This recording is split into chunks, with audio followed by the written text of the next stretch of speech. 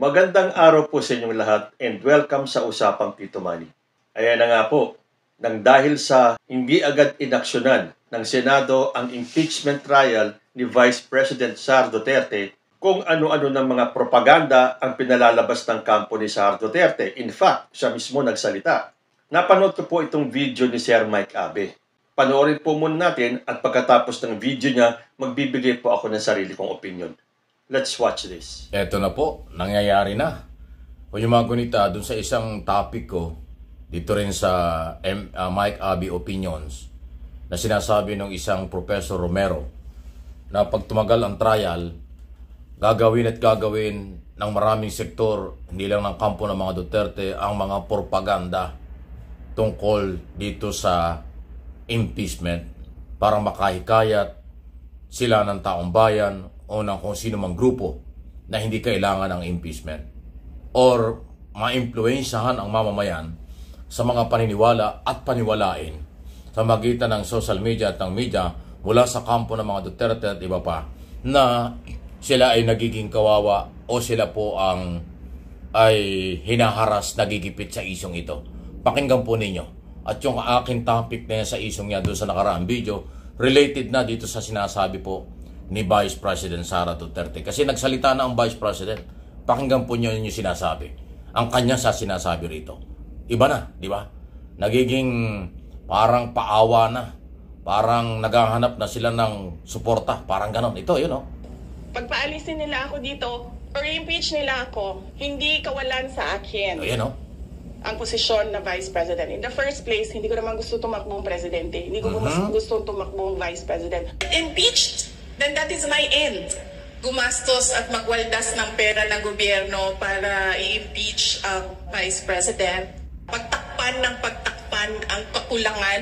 Ayan o. Gagastos daw ang pamahalaan para daw palitan o tanggalin ang elected Vice President. Yan na kanya sinasabi. Parang ang sinasabi dito ni Sara Duterte, walang issue laban sa kanya sa kabila ng betrayal of public trust. Ang issue, yung 7 article of impeachment, graft in corruption, yung pagmumura at pagbabanta sa buhay ng Pangulo, First Lady at Speaker of the House, at sunod pa dyan na yung di umano'y ill-gotten wealth or billion-billion deposit bank account. Yun yung mga issue eh. Pero dito sa kanyang mga sinasabi, parang nangihinayang siya sa laki daw ng perang gagastusin sa trial para siya itanggalin o ang Vice President. Nakita nyo? Nag-iba na. Di ba? Yun na yung sinasabi. Na inililihis ng isyo. Pinapalabas na magastos ito para siya itanggalin. Para bang baliwala na lang kung ano yung kanyang posibleng kasalanan. Ito, ipakinggan natin ang kanyang pagpapatuloy. At pagsisinungaling ng administrasyon para lang hindi mapansin ng mga tao na maraming mga pangako ang napako ay babanatan at babanatan nila ako.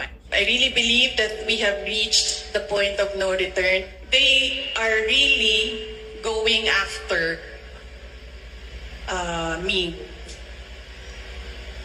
At gusto talaga nila akong tanggalin sa posisyon. I will not answer a question na si Bons Magsupol ang nagsabi na there is a violation of the JMC. I will only answer kung nagsabi ang COA if there is a violation of the JMC. Ayan o. So, kita nyo, mga iba-iba na yung sinasabi niya.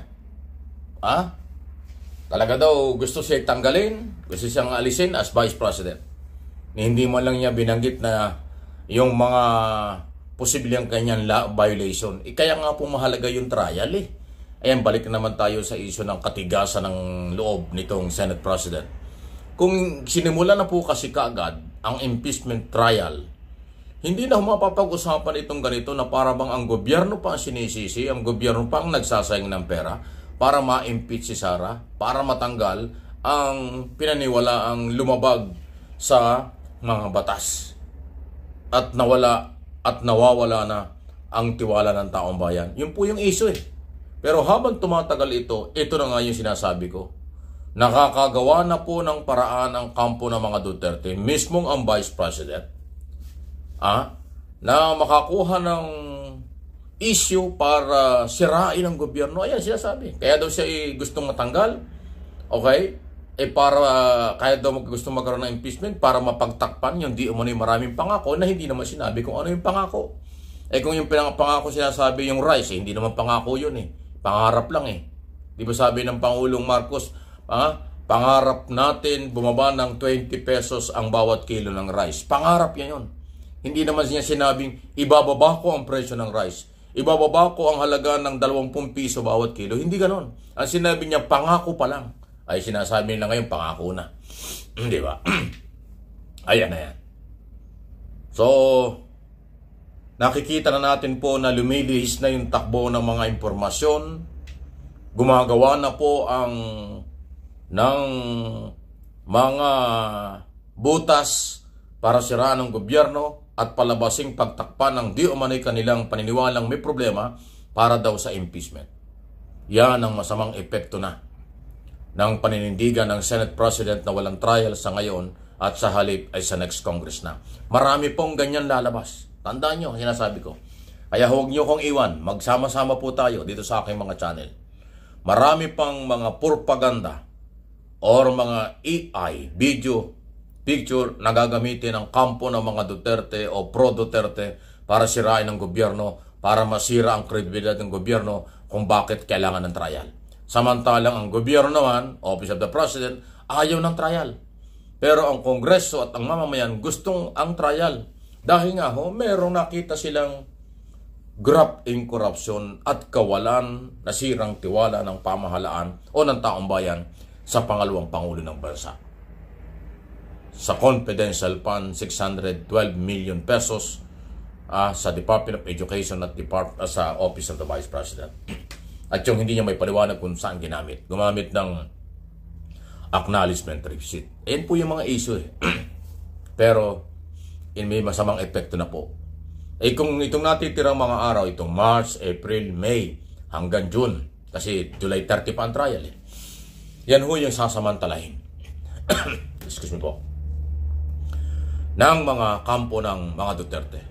Naninlangin, paniwalaing sila ang argabyado, silang hinaharas, sila ang api. At mali ang gobyerno. Papalabasin nila yan. Samantalang kung wala nang pagkakataon tungkol sa ganyang propaganda, nagkaroon ng trial, mabilis ang trial, malalaman natin kung ano at paano ididepensa, paano ipagtanggol ni Sara Duterte at ng kanyang mga abogado ang article of impeachment. Yun ang kailangan eh. Kahit naman yung pro-impeachment, ako mismo, gusto ko ang impeachment kasi yan ang sinasabi ng batas. Hindi naman pwedeng hindi. Ang gusto ko magkaroon talaga ng trial para bigyan ng pagkakataon si Sara kung paano ipagtanggol ang sarili. Kasi ngayon, wala kong siyang venue, walang lugar para ipagtanggol ang kanyang sarili kasi yung article of impeachment nasa Senado at natutulog ngayon. Matutulog pa ng 3 hanggang 4 na buwan. Yan ang masamang epekto ng ginagawa ng Senate President.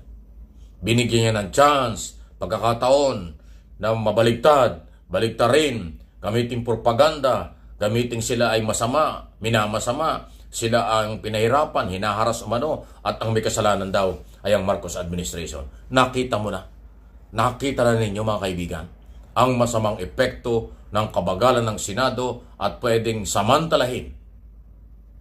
Kung nyo mapapansin, pati yung mga troll, buzzer na galing sa anti-Marcos, gumagalaw na. Pati kanilang mga vloggers, binabanata ng kaliwat kanan. Lalo pang tumindi kung dati nilang ginagawa. Sana makarating sa Senado ang nangyayari dito. At sana hindi umabot po sa sisihan pagdating ng araw kung ano ang mangyayari. Please like and share. Samahan po ninyo ako at ang aking mga channel. Hindi natin titigilan ito ang kaliwanagan ng bawat isa nating lahat ng mga Pilipino dahil ang mamamayang Pilipino ang merong sagradong karapatan dahil taong bayan po ang pamahalaan. Ang nasa gobyerno lahat temporary lang. Pag nawala sila, tapos na sila, ang gobyerno, mamamayan nandyan pa rin.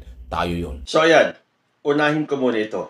Huwag pong mag-alala si Sir Mike Aby dahil marami po tayong magtatanggol sa ating gobyerno, lalong-lalo na kay President Bongbong Marcos. Hindi na po natin papayagan manaig ang mga taong gustong sumira sa ating bansa. Lalo na ngayon, nag-proliferate ang mga troll farms. Akala nila masisira nila si President Bongbong Marcos. Akala nila masisira nila ang bansa. Diyan po sila nagkakamali. Kahit na gaano kadami ang mga troll farms na lalabas na yan, kahit na anong paninira ang gagawin ng kampo ng mga DDS, hindi po sila mananaig.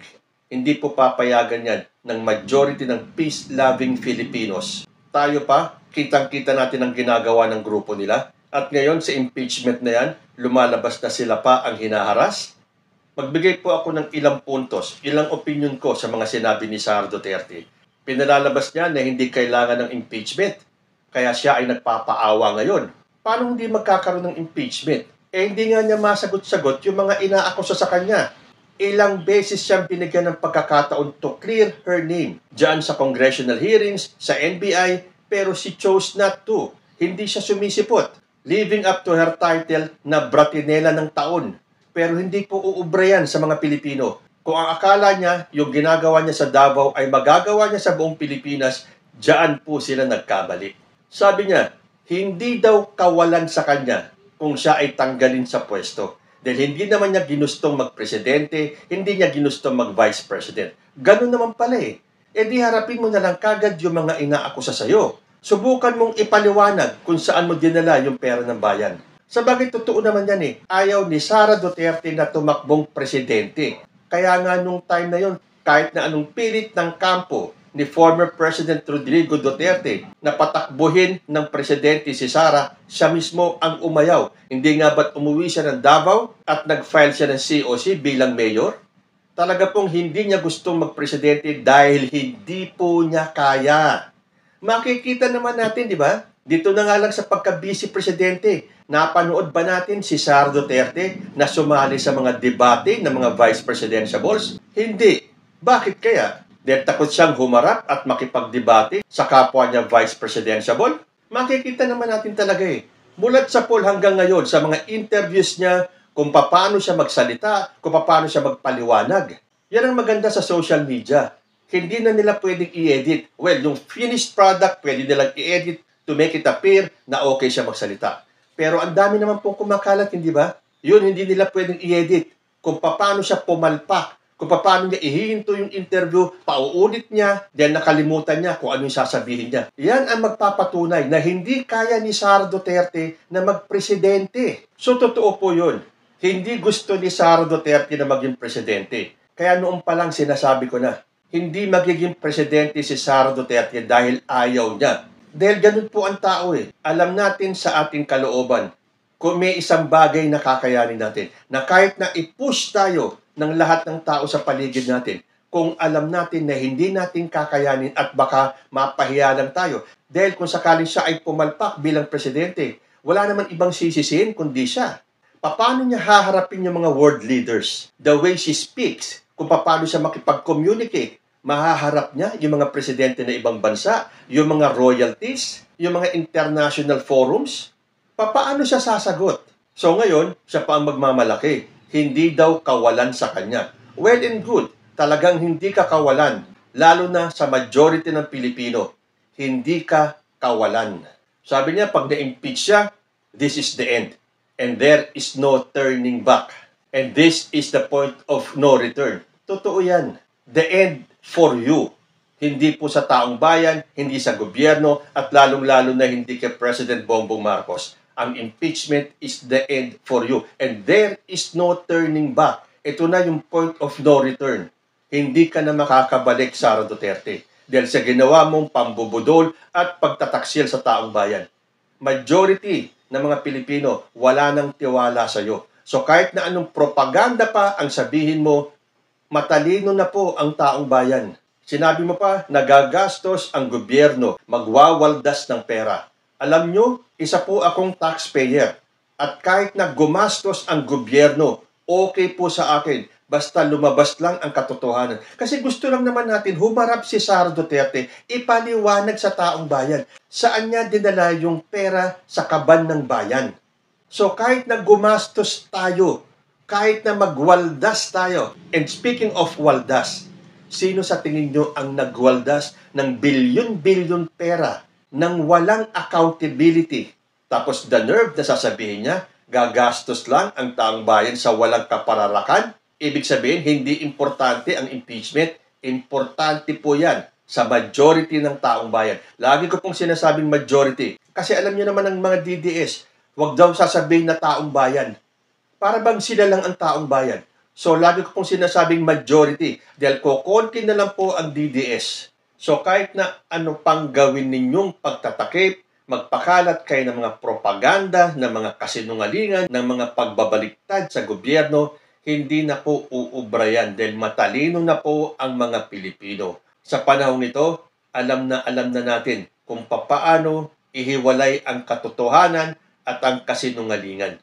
And no amount of propaganda ang magtatakip sa mga akusasyon sa ating Vice President. Dahil kahit na maglabas pa kayo ng sangkaterbang troll farms para sirain ang gobyerno, para sirain si President Bongbong Marcos, para magpakalat ng fake news, mas maraming Pilipino pa po ang naniniwala sa pamamalakad ni President Bongbong Marcos. Kayo po, ano ang masasabi ninyo? Comment lang po down below and I will see you in my next video. Diyos ti Agnina.